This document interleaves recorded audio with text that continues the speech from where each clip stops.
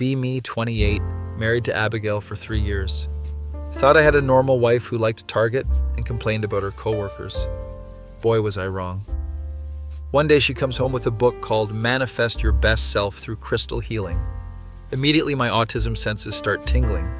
Anon, this is it. This is my calling. She says this while holding a $200 chunk of amethyst. Already spent our grocery money on rocks. Babe, maybe we should talk about this. Don't you want me to be happy, Anon?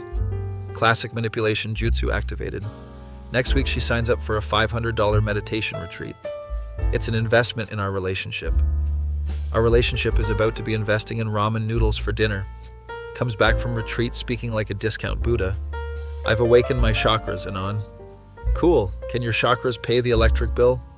She gives me this look like I just insulted her favorite K-pop idol. Suddenly she's too spiritually evolved for my peasant concerns. Starts buying crystals like they're Pokemon cards. This one is for abundance. This one removes negative energy. What about this one? Oh, that one removes money from our bank account. She didn't think that was funny. Week 3 of her spiritual journey, she discovers essential oils. House now smells like a hippie threw up in a flower shop. Anon, I'm starting my own business. Red flags everywhere like a Soviet parade. She drops $3,000 on starter inventory. Tries to sell me lavender oil for my obvious anxiety disorder. Babe, I'm anxious because we're broke. That's just your toxic masculinity talking. Apparently having financial concerns is now misogyny. Month 2, she finds yoga. Signs up for unlimited classes at the fancy studio. $200 a month for glorified stretching. Comes home in 150 yoga pants talking about her practice. I need this, Anon. It's literally healing my soul. Our bank account soul is dying, but okay.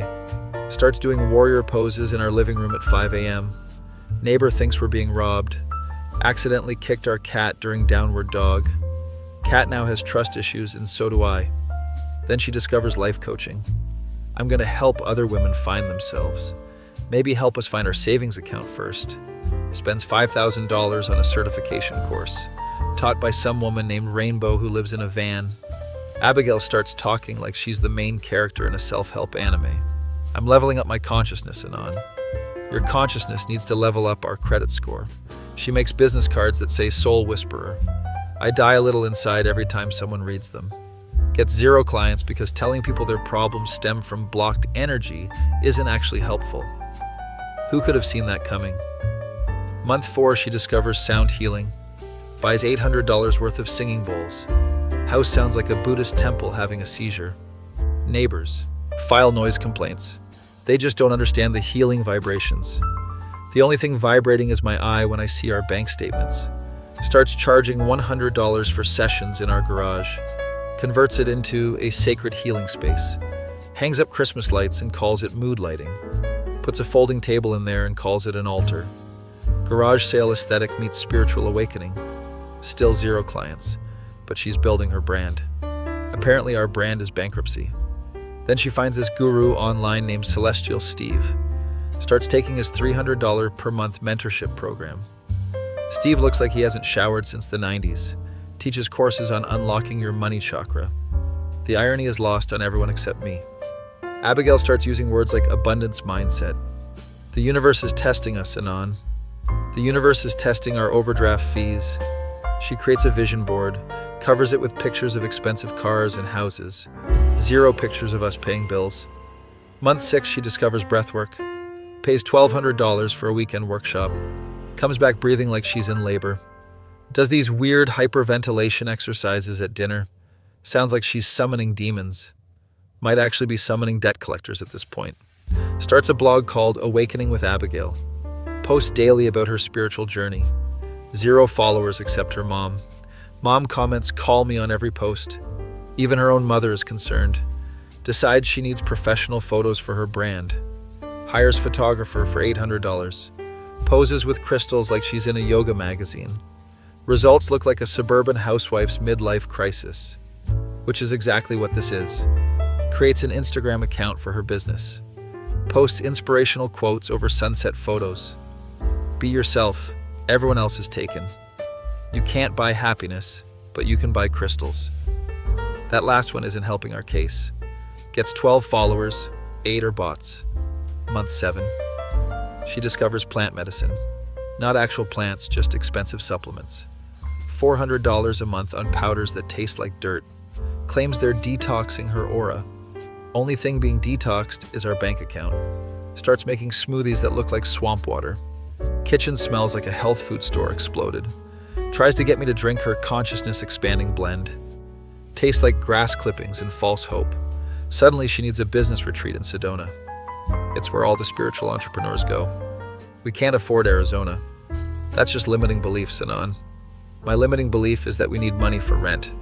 She books it anyway on credit cards. Comes back with $500 worth of vortex-charged crystals. They look identical to the ones from the gas station, but these ones have higher vibrations and higher price tags. Starts offering crystal consultation sessions. Business plan is basically expensive fortune-telling. Sets up a Facebook page. Posts testimonials from herself using fake names. Moonbeam Jenkins says, "Abigail changed my life." Moonbeam Jenkins is her yoga instructor's dog. Month 9, she discovers sacred geometry. Buys courses on how shapes affect your chakras. Our house now has triangles and circles everywhere. Looks like a geometry textbook threw up. Claims our bedroom needs better energy flow. Rearranges furniture according to some spiritual blueprint. Bed now faces the closet. Wake up staring at my depression hoodie every morning. Very motivational. Start selling sacred geometry art, aka prints she made on our home printer. Charges $50 for copy paper with triangles. Still 0 sales, but she's following her passion. Our passion for eating food is being ignored. Then she discovers the ultimate spiritual business. Online tarot card readings. Spends $300 on a deck and another $500 on a course and sets up a mystical background in our spare room. Uses a bedsheet and some candles. Looks like a budget seance. Starts advertising her services. Unlock your destiny for only $75. Destiny better include paying our utilities. Gets her first client.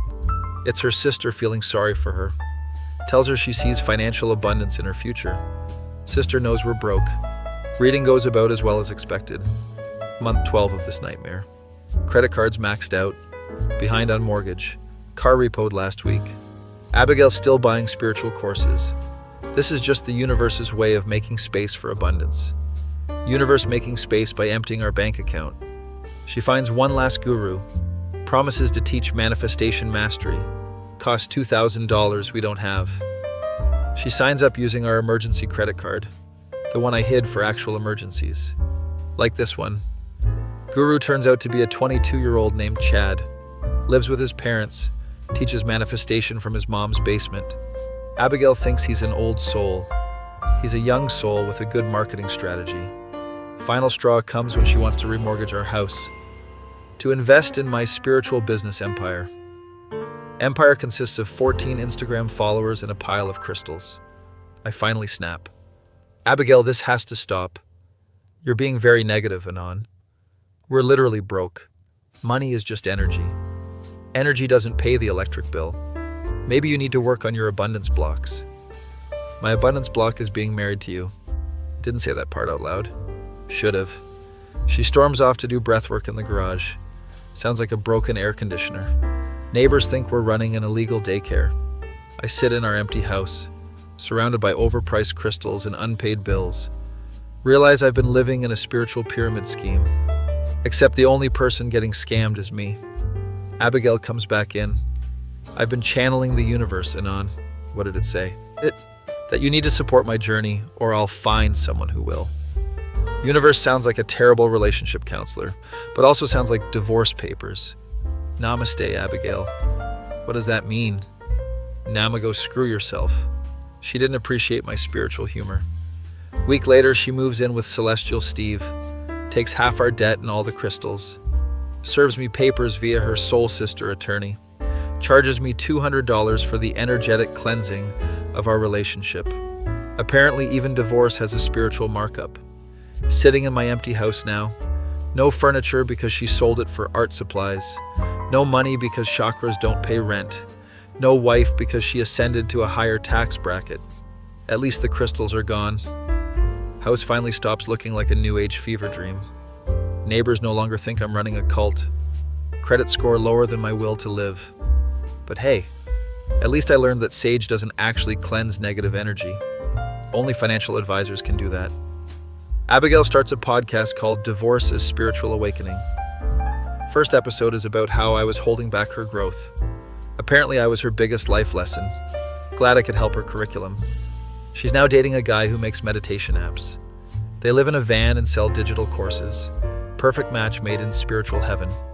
I'm eating ramen and rebuilding my credit. But my chakras have never been more aligned, mainly because I can't afford to misalign them. Moral of the story: if your wife discovers her spiritual side, hide your credit cards first, and maybe your car keys. Spiritual journeys are expensive, and the destination is usually bankruptcy court. At least I kept the cat. He's the only one in this house with any sense. Doesn't believe in crystal healing, but he does believe in tuna. We're both simple creatures with simple needs, like food and shelter. Revolutionary concept, I know. Anyway, that's how my wife's self-care journey turned into my financial nightmare. But hey, at least I'm spiritually broke instead of just regular broke. Universe really does work in mysterious ways. Mysterious and expensive ways. Be me, 24, working at college bookstore. Boring job, mostly just scanning barcodes and pretending to care about textbook prices. Then Helena walks in, 5'6", dark hair, cute but not in an obvious way. More like I read philosophy books for fun cute. She comes up to the counter with a stack of linguistics textbooks. I ring them up, try to make small talk. Linguistics major? That's cool. She just nods and points to her throat, then shakes her head. Makes hand gestures like she can't speak. Immediately feel like a piece of garbage. Oh damn, sorry. Let me get you a pen and paper. She writes thank you in beautiful handwriting. Something about her silence feels different. Not awkward, just peaceful. Like being around someone who actually listens. She becomes a regular customer, always communicating through notes or gestures. Starts leaving little drawings on her receipts.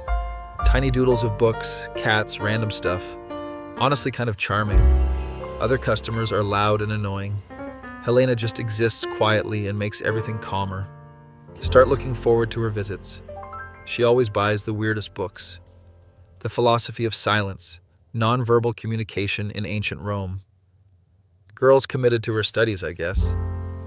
One day she writes coffee on a napkin, pushes it across the counter with a shy smile. My autism brain immediately panics. How do you date someone who can't talk? But she's cute and I'm lonely, so why not? We meet at this quiet cafe near campus. She brings a notebook specifically for our conversation, writes questions about my interests, my major, my life. Most thorough interview I've ever had. Turns out she's getting her PhD in linguistics. Specializes in nonverbal communication patterns. Makes sense why she's so good at the whole silent thing.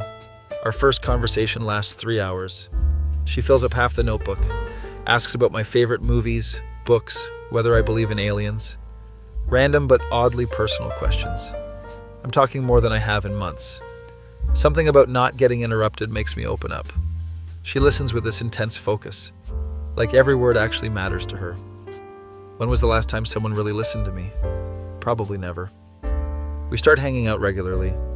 She communicates through notes, gestures, facial expressions. Becomes weirdly good at reading her moods. Raised eyebrow means she thinks something's stupid. Slight smile means she's amused but trying not to show it. Hand on forehead means she's dealing with someone else's drama. Develop our own little sign language. She teaches me basic ASL, which is actually pretty cool. Feels like we're in our own private world.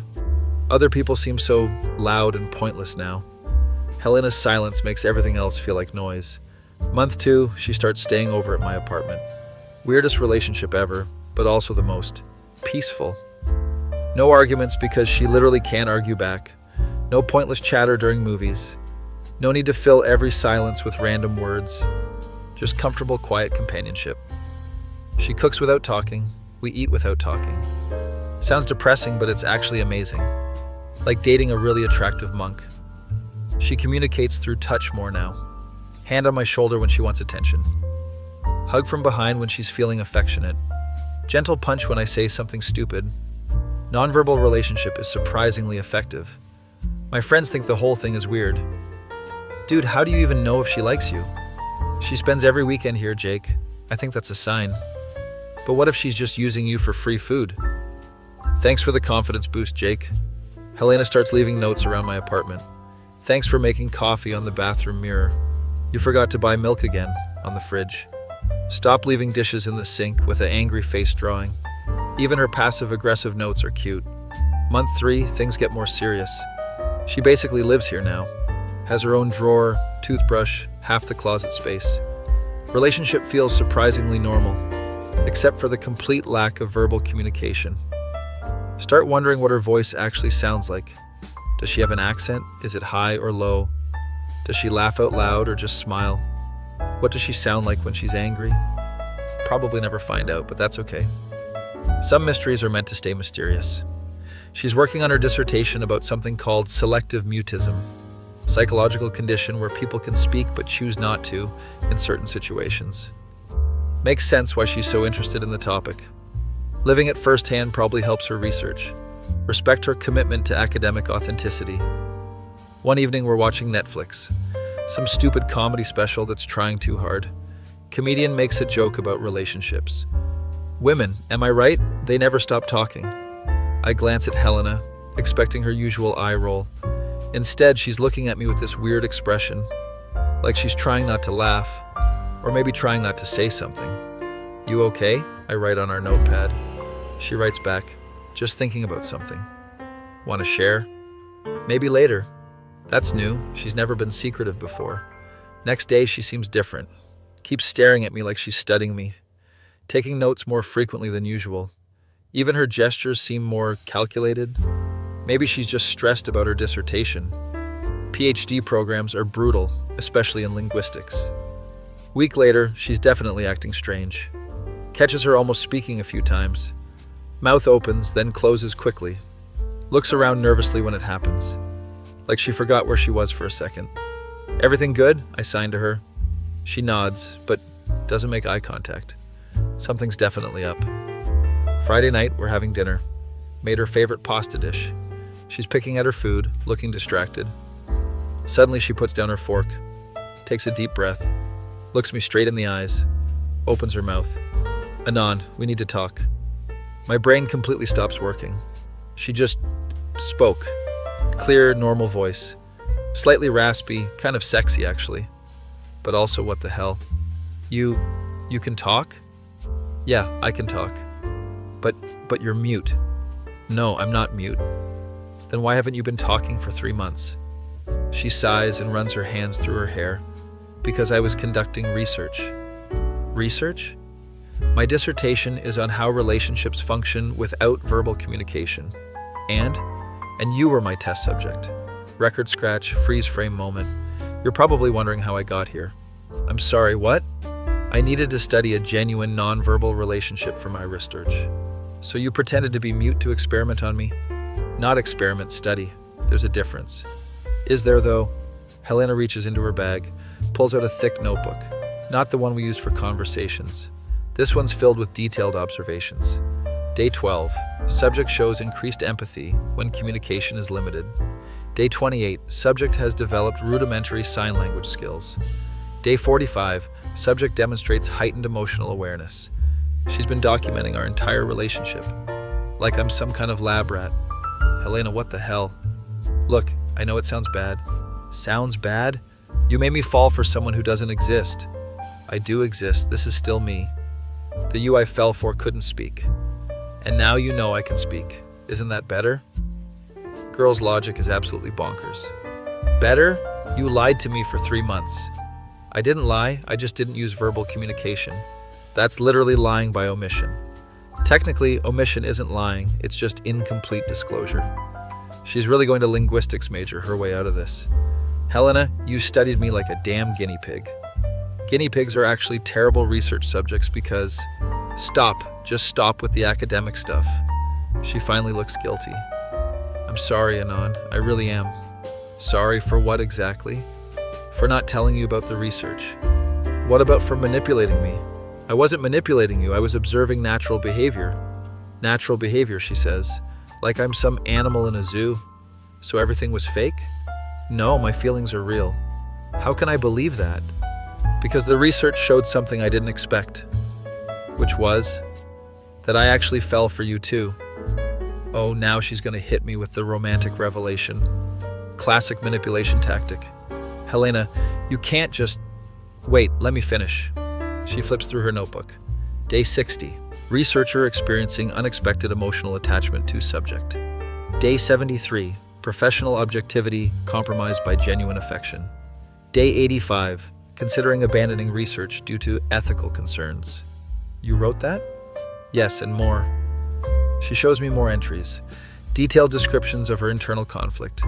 Academic ambition versus growing feelings. Pressure from her advisor to maintain scientific distance. Her struggle with the deception. If you felt guilty, why didn't you tell me sooner? Because I was scared you'd react exactly like this. Like what? Like you hate me. Do I hate her? I'm definitely angry. Hurt, confused, feeling like an idiot. But hate? I don't hate you, Helena. You don't? I hate what you did. That's fair. We sit in silence for a while. Ironic, considering she can actually talk now. So what happens now? I ask. I don't know. Is your research finished? Technically, yes. And what did you conclude? She closes the notebook. That nonverbal relationships can be just as meaningful as verbal ones. And that I'm a terrible person who fell in love with her research subject. You love me? According to my data, yes. Even her love confession is academic. This girl is unbelievable. Helena, I know you probably never want to see me again. I didn't say that, but you're thinking it. I'm thinking a lot of things. Like what? Like how your voice is actually really nice. She smiles for the first time since this conversation started. Thanks? And I'm thinking about how you documented everything. Is that good or bad? Weird, but kind of impressive. I'm very thorough. Clearly. More silence. Helena, can I ask you something? Anything. Do you actually have selective mutism? No, that was just my research focus. So you can speak normally? Obviously, we're speaking right now. But you've been silent for 3 months. By choice, for science. That's actually kind of impressive. Thanks? And completely insane. Yeah, I'm getting that feedback. We look at each other across the table. 3 months of silent communication. Now she won't stop talking. It's like dating a completely different person. Except it's the same person who's been here all along. So what now, she asks. Now you tell me everything. Everything? Everything. No more research secrets. Okay, but fair warning. What? I talk a lot when I'm nervous. How much is a lot? Remember how peaceful our relationship was? Yeah, that's about to change. She wasn't kidding. Helena starts talking and doesn't stop for 2 hours. Tells me about her research, her advisor, her fears. About how she almost broke character 50 times. About how hard it was not to laugh at my jokes. About how she wanted to comfort me verbally when I was stressed. About how she practiced conversations in her head. Girl has 3 months of verbal backlog to work through. And then there was the time you tried to explain the plot of Star Wars using only hand gestures. Helena, which was actually surprisingly effective communication, and I wrote a whole section about it. Helena? What? Breathe. She takes a deep breath. Sorry, I'm nervous. I can tell. Are we okay? Look at this girl who spent 3 months pretending to be mute, who documented our entire relationship for science, who fell in love with me while studying me like a lab experiment, who's now word vomiting 3 months of stored conversation. I don't know yet. That's fair, but I want to find out. Really? Really? Even though I'm a terrible person? You're not terrible, you're just academically ambitious. Is that better or worse? Honestly, I'm still figuring that out. She laughs. First time I've heard her laugh out loud. Sounds exactly like I imagined it would. Helena? Yeah? Next time you want to study relationship dynamics? Yeah? Maybe mention it up front? Deal.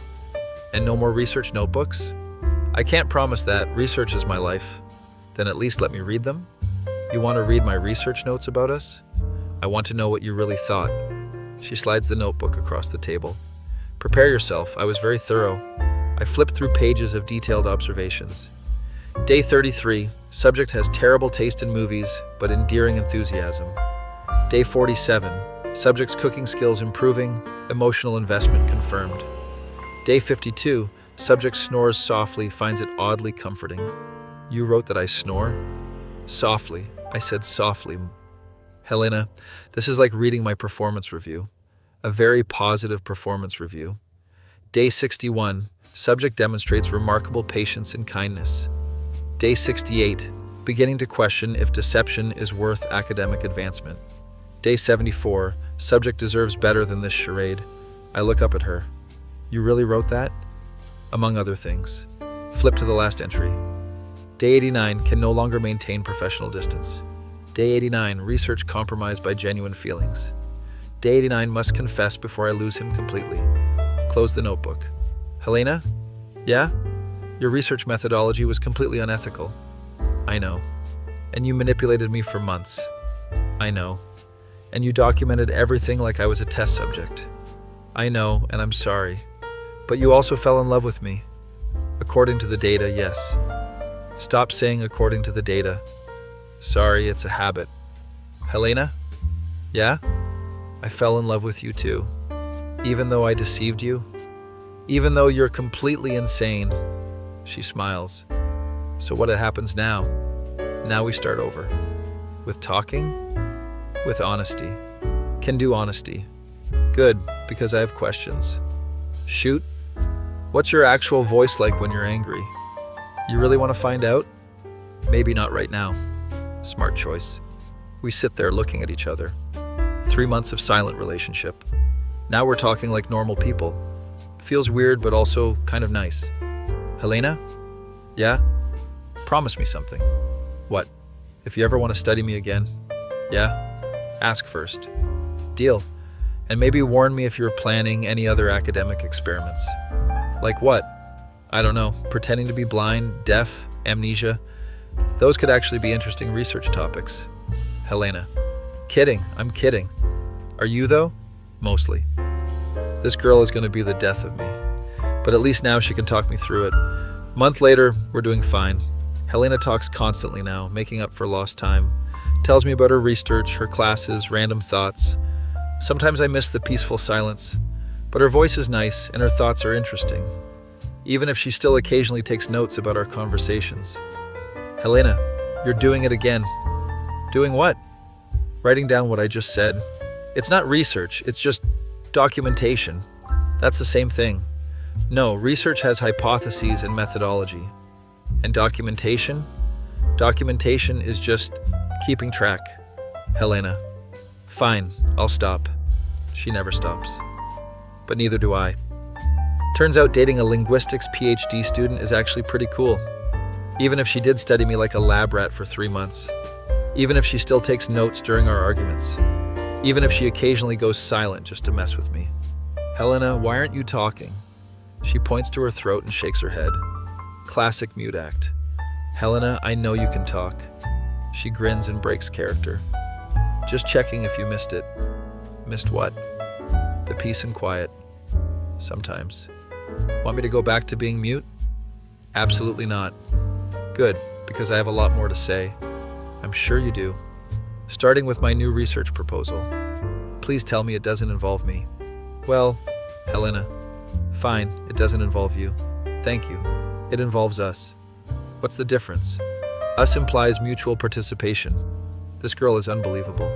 But she's my unbelievable girl, who talks too much now, and still takes research notes, and occasionally pretends to be mute for fun. Could be worse. Could be dating someone normal. And normal is boring. Helena is many things. Boring isn't one of them.